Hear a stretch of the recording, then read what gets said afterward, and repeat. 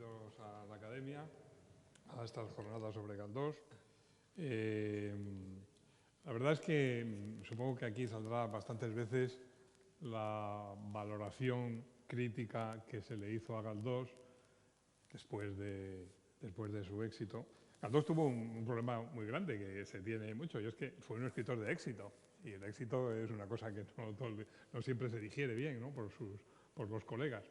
Pero la verdad es que Galdós, respecto al cine, no tuvo ese purgatorio que evidentemente sufren casi todos los grandes escritores y cineastas y pintores, sufren un purgatorio después de su éxito de X tiempo, pero Galdós con el cine no ocurrió eso.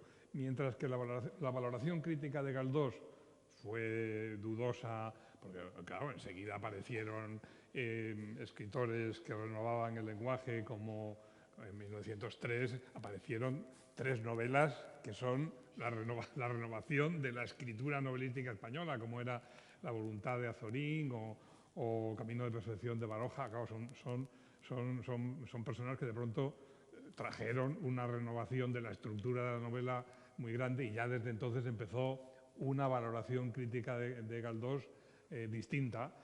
Era un escritor popular, muy popular. Ocurrió con él, con sus novelas, una cosa que pocas veces ocurre. Tenía éxito entre las clases culturalmente elevadas y también era un escritor popular, le leía todo el mundo, cosa que no ocurrió después con otros. Pero es que esa poca valoración crítica llega hasta Umbral, por ejemplo, o Benet, que Benet escribió, una vez que se le quiso hacer un homenaje en Cuadernos para el Diálogo, escribió una carta al director que se publicó diciendo: no solo no me sumo al homenaje a Galdós, sino que además me parece muy mal que a este escritor tan malo se le haga un homenaje y tal. Pero esa valoración crítica más o menos negativa, quizá un poco exagerada por todos, porque yo creo que a Galdós siempre se le ha leído y se le ha prestado atención. Pero en fin, hubo una valoración que no ocurrió con el cine desde el principio. Se han hecho por supuesto, muchas novelas de Galdós, se han llevado al cine y a la televisión con diverso éxito, pero fíjense ustedes, que eso me gustaría remarcarlo, que ha sido por directores de cine de muy diversos aspectos. O sea, directores de cine populares, como podía ser Benito Perojo, pero también por directores de cine de la vanguardia, como era Buñuel, ¿no? O sea, que no es que de pronto les gustara Galdós porque el contenido de sus novelas era popular y asequible, sino que una película como Tristana tiene muchos elementos del Buñuel de siempre, o Nazarín. O sea que, respecto al cine, yo pienso que Galdós siempre fue, aparte de adaptado, un escritor valorado. Y a mí me gustaría detenernos un momento sobre el mecanismo, cuál es el mecanismo que lleva a que el cine haya tenido siempre una valoración crítica positiva, y haya adaptado y haya utilizado a Galdós, mientras que sus colegas literarios han tenido sus más y sus manos. Como no podía, por otra parte, es una cosa natural cuando se pasa de un tipo de estética literaria a otro tipo de estética literaria, cosa que no ocurre en el cine. Bueno, pues es que en el cine, cuando se empezó a inventar, el cine fue tomando de todas partes, ¿no? Tomó de la pintura, por supuesto, la perspectiva, el encuadre, los personajes centrados, de la iluminación, que fuera una iluminación siempre justificada. Tenía que haber una luz, una ventana, una vela, un quinqué, una bombilla, que dijera: no, desde aquí sale la luz y entonces las sombras están justificadas por aquí y por allá. Y en esa búsqueda que tuvo el cine de otras artes, de irlas incorporando a lo que luego fue el séptimo arte, pues también tomó de la literatura, incluso el cine mudo tomó de la literatura. ¿Y a quién tomó de la literatura? Pues al que tomó de la literatura, según siempre se dice, fue sobre todo a Dickens. Así como de la pintura, pues decía que la luz de Rembrandt era muy cinematográfica, y el sonido, por ejemplo, de la música se incorporó enseguida. El cine nació con la música, no con la palabra, pero sí con la música, ¿no? Y eso se tomó bastante de que los seriales radiofónicos de entonces se les ponía música. Entonces el cine decidió que para acompañar los sentimientos, las emociones, tenían que tener música. Y se le puso, es curioso, no se le puso el ruido de los caballos del cine mudo, pero se le puso un señor tocando el piano para que acompañara las emociones.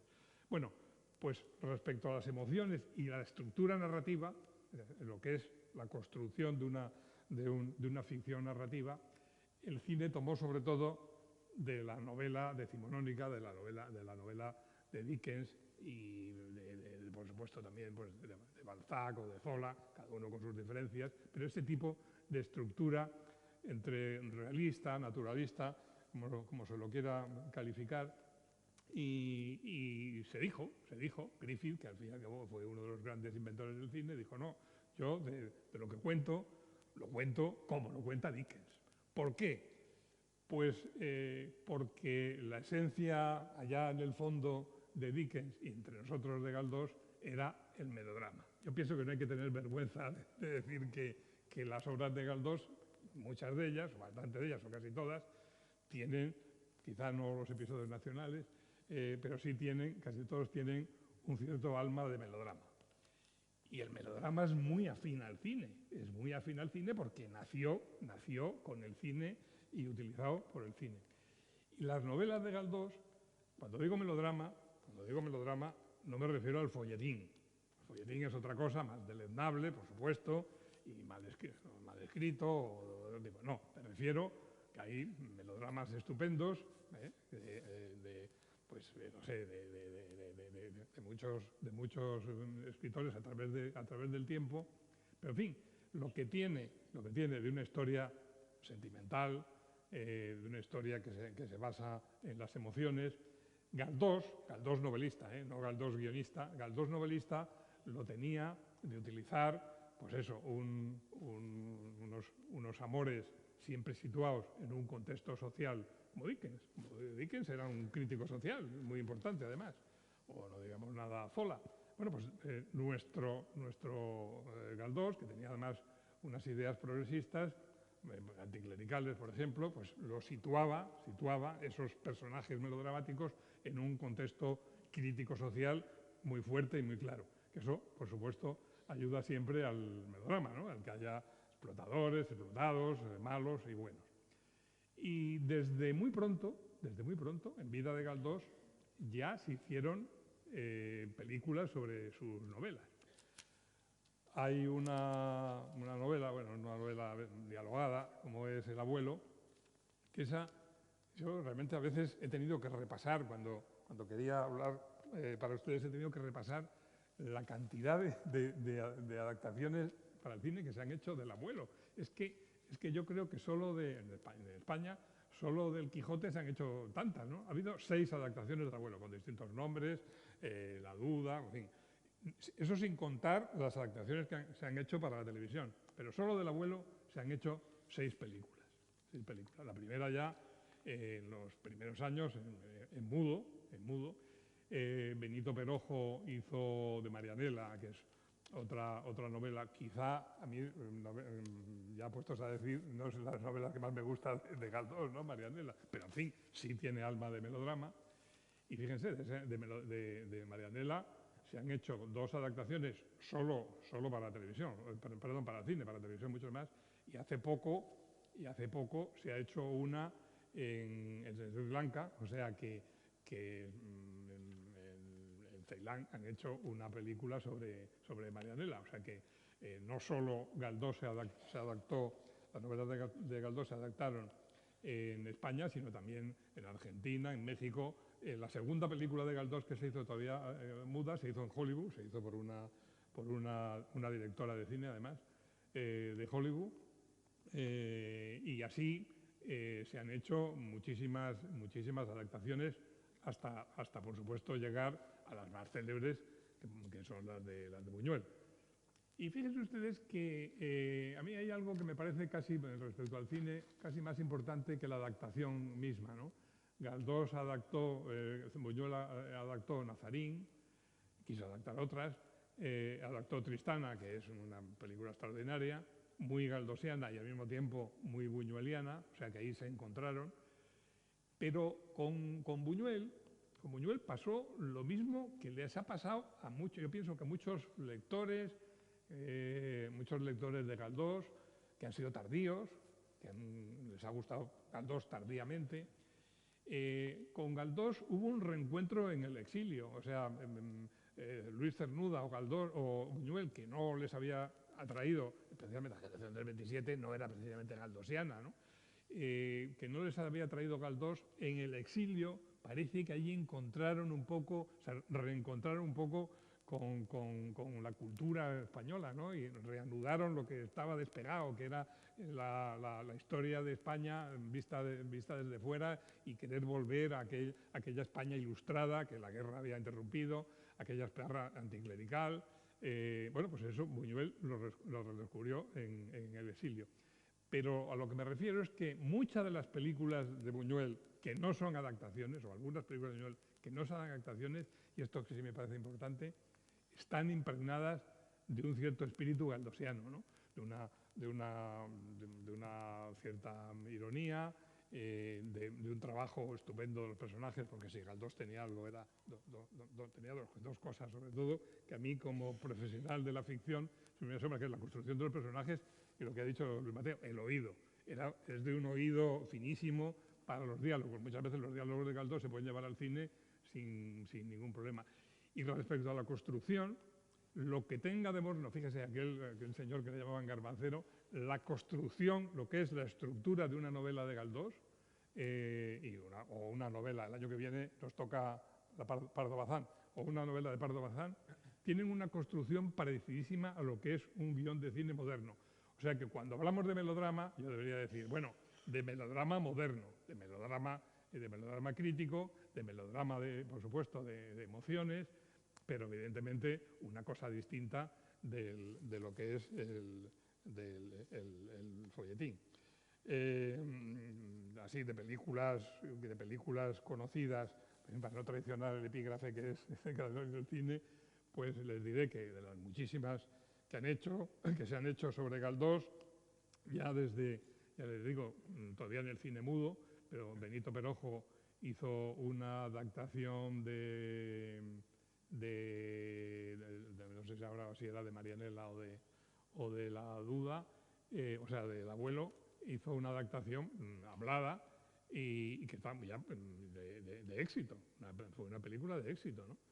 Y luego, pues les recuerdo a ustedes que en España la última adaptación del Abuelo, el Abuelo, que tiene un éxito realmente notable, ha sido la de Garci, que ha hecho una versión para el cine, y la misma versión se ha puesto en televisión como serie, ¿no?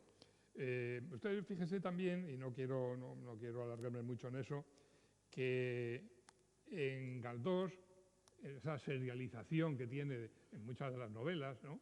La misma Fortunata, que se entregó en tres veces distintas, en tres épocas, tres momentos distintos, no digamos nada los episodios nacionales, y esa repetición de personajes, ¿no? que salen y saltan de una novela a otra, que de pronto los recuerdas y se te hacen familiares, se te hacen conocidos porque los ves en varias novelas. Tiene mucho que ver también con lo que es el gusto serial que hoy se tiene en las series que se ven en televisión, ¿no? O sea que esa manera un poco encadenada de escribir de Galdós tiene bastante que ver con estos gustos modernos de la serie, en que realmente ya más que contar una historia, lo que se cuenta es toda una especie de cosmogonía de personajes, ¿no? Que eso es muy de Galdós, ¿no? Que aparte de contar una historia,